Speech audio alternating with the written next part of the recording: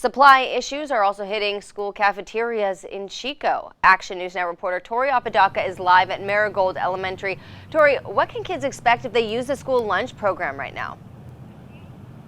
The district tells me that sometimes the meals are not as nutritiously balanced because of this product shortage.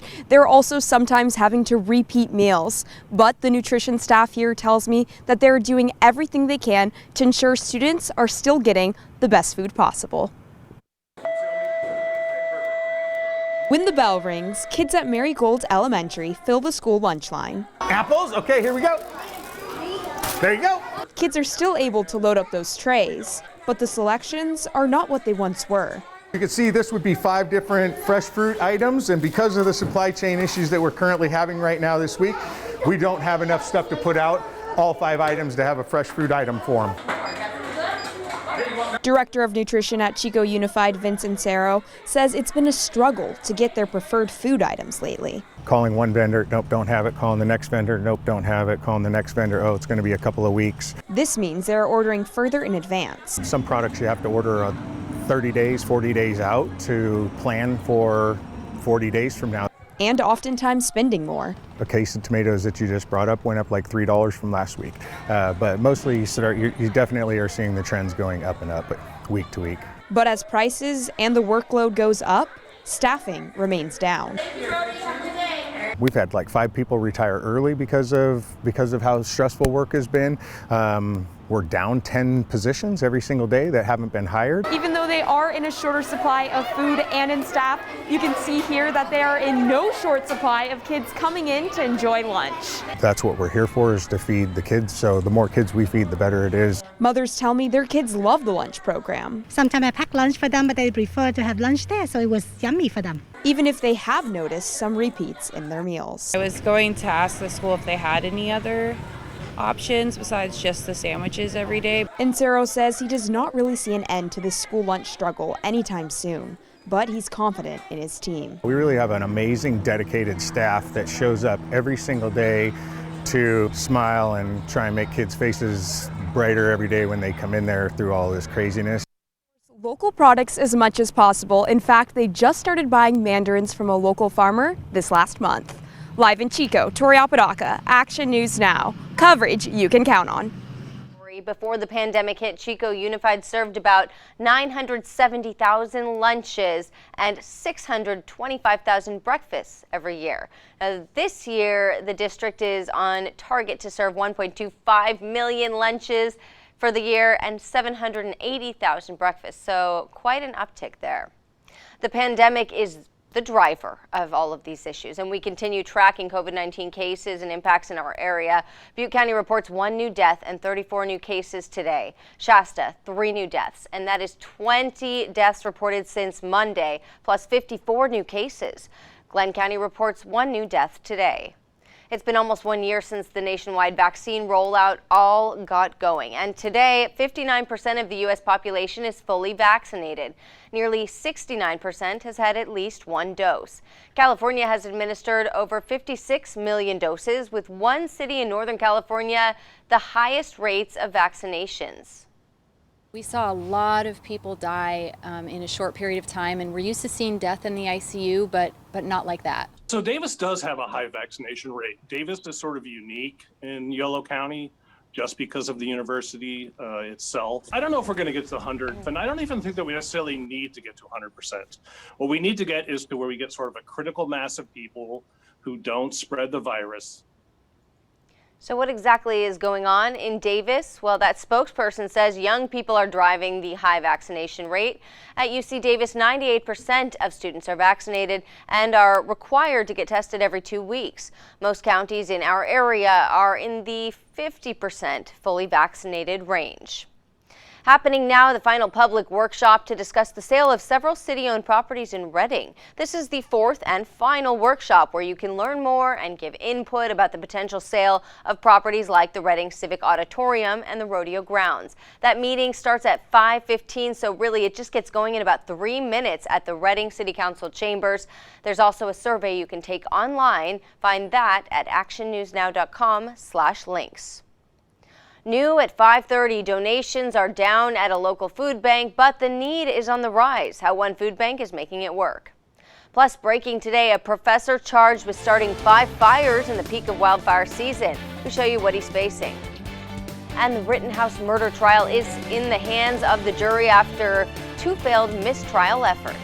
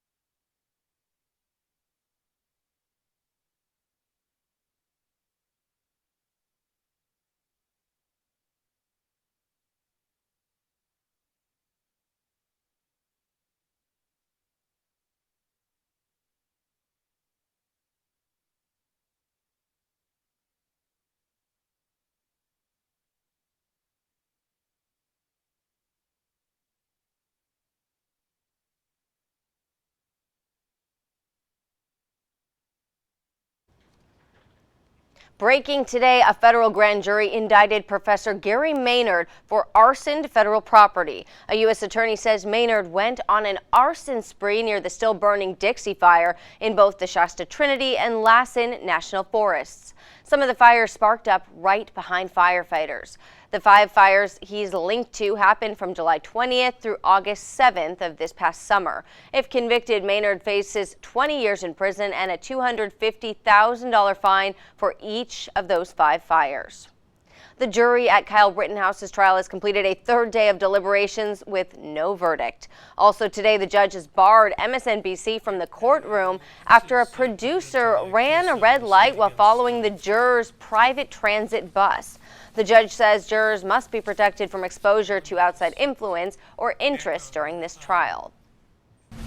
This is a very serious matter, and I don't know what the ultimate truth of it is, but absolutely it would go without much thinking that someone who is following the jury bus, that is it's extremely serious matter.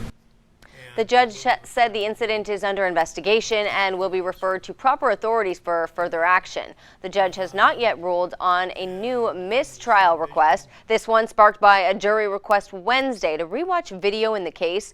Rittenhouse's attorneys say the defense received an inferior copy of a key piece of video from prosecutors. The supply slowdown tied heavily to those jam-packed ports. We take you there to show you the container clutter problem. And new at 5:30, why fire crews are already preparing for next year's fire season as the weather pattern shifts. We've had another weather pattern shift. Our sky is jam-packed full of lots of clouds. We welcome the clouds and the light rain showers we're going to get. That's probably going to prevent you from looking at tonight's almost total lunar eclipse. I'll have your forecast for Friday, this weekend, all the way through Thanksgiving after that.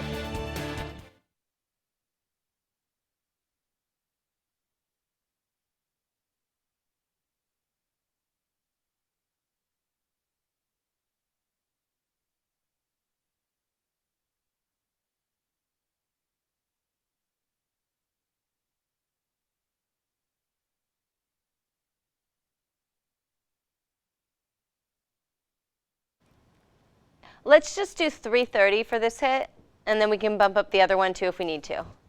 Okay.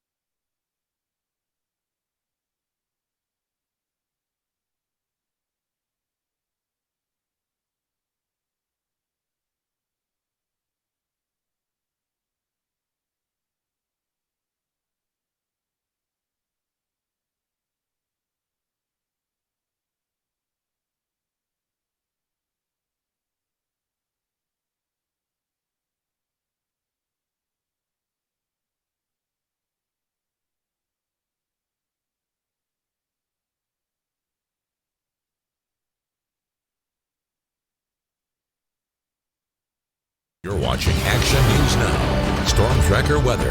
Coverage you can count on.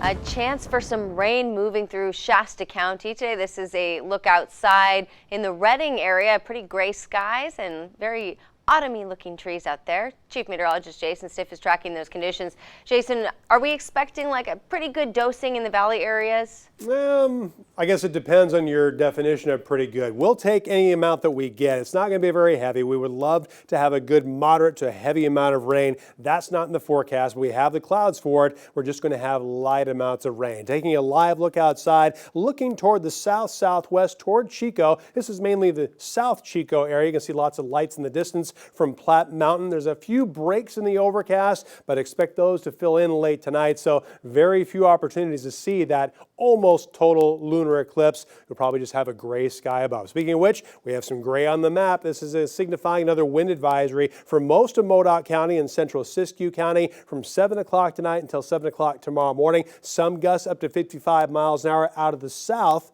as this Pacific storm starts to move on shore. But by Saturday, that wind is going to shift. When that storm is over Nevada, we're going to have strong north to south wind moving over most of northern California. But it's not very warm today. Right now it's 51 degrees in Redding. You remember yesterday's high was 69 degrees, 47 degrees right now in Bernie, 54 degrees in Chico, and it's only 48 degrees in Weaverville compared to just 24 hours ago. Most of the valley between 2 and 7 degrees cooler than it was at 5 o'clock yesterday. So we have a lot of clouds outside. It looks very active on the radar. Some scattered showers, a little bit of very high elevation snow, but most of this is quite light. No one's received more than 1/10 of an inch of rain. We'll have a chance for a little bit more late tonight through early tomorrow morning, but you'll notice looking at Futurecast, here's 1 o'clock in the morning near the peak of that partial but almost total lunar eclipse. We're going to have a fairly gray sky. So most everyone will not have a chance to see it, but you'll be able to see video of it online. It'll be fine. And we'll have some scattered showers of rain. We'll welcome more of those. We would love to have more additional rainfall, but that is going to be decreasing from northwest to southeast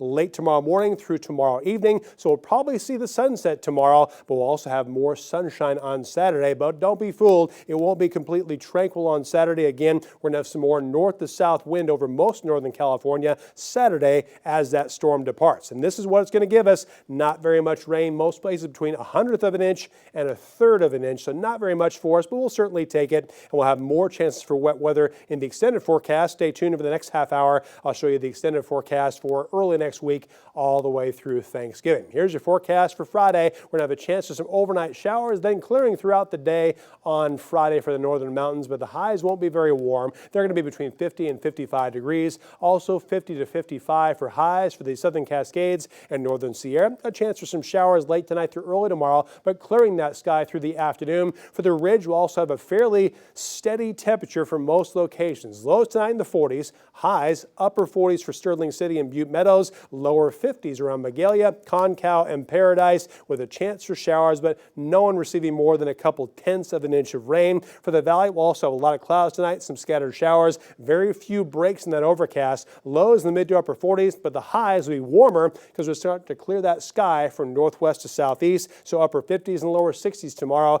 And the Chico area will also have lows between 45 and 50, some light scattered rain showers. We'll have fewer clouds throughout the day, moving from Tehama County toward Glenn and Butte counties with highs in the mid to upper 50s. Next 7 days for Chico, we'll have a lot more sunshine this weekend, but windier weather on Saturday, up to 65 degrees for a high on Sunday with a chance for showers on Tuesday. And for Redding, we'll have lower 60s tomorrow, upper 60s Sunday, a slight chance for showers on Tuesday, but right now, Thanksgiving is looking dry. Thanks, Jason. A chance to skate for free on the Ridge. How you can get in on this deal. Plus, prices are high, but people are working. We look at the optimistic forecast for unemployment. But first, one city gets ready for the holiday season by spreading some decorative cheer. That's next on Action News Now at 5.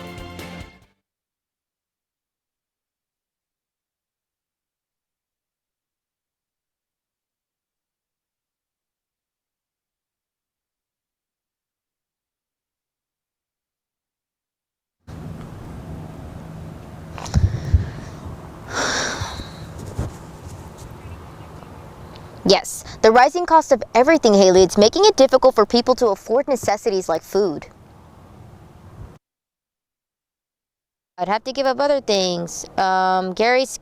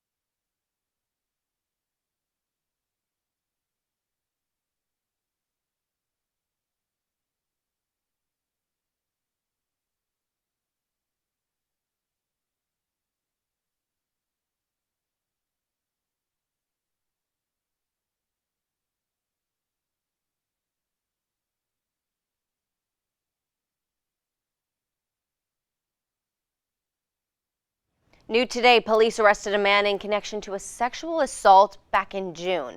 Police say the victim identified this man, Buster Rich, as her attacker. Investigators say they collected evidence over the past several months. They arrested him at a home in South Chico in the area of Connors Avenue. Bail is set at $225,000. Happening tonight, a discussion about the Rock Creek flood study. The goal is to find solutions to the flooding issues in the Rock Creek and Kiefer Slough watershed. Now, this meeting is open to the community, so you can ask questions and learn more about the upcoming project. It starts at 6 p.m. at Nord Country School. Downtown Red Bluff is gearing up for the holiday season, and the decorating is in full swing. Take a look at this. You can see those crews out there today. Red Bluff Public Works Department giving the Cone Kimball Plaza a holiday makeover. Several fun holiday festivities are in the works for the coming months.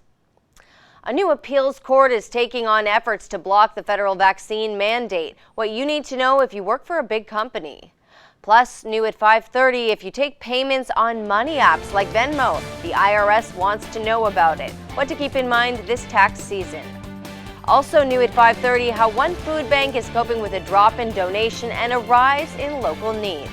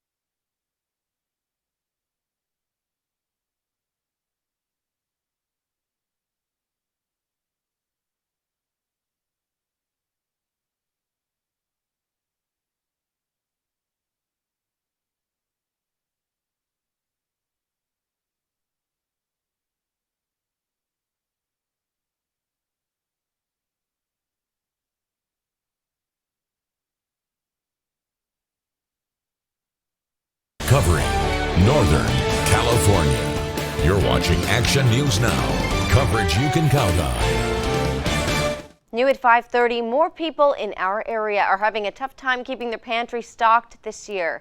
Action News Now reporter Jordan Henry is live at the Dignity Health Food Bank in Redding. Jordan, what's driving the need for more help right now? The rising cost of everything, Haley, it's making it more difficult for people to afford necessities like food. Coombs says Dignity Health Connected Living Food Bank wasn't here. He might not be able to pay his bill or put gas in his car. Yeah, I'd have to give up other things. And, you know, I enjoy my life, but I'd hate to give up, you know, not using electricity or gas to cook with or even just driving around in my car.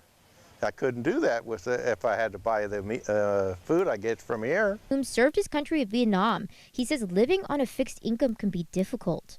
I need it because of all the food. They give us fresh vegetables, we get canned goods, we get milk and eggs, and cheese. So that's a lot of expensive stuff that you got to go to the store and buy.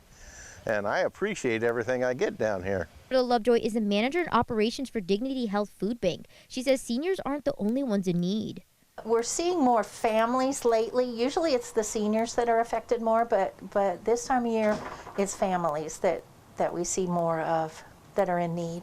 Lovejoy says the food bank tries to help everyone, but it depends on how much food they have on hand or how many donations they get.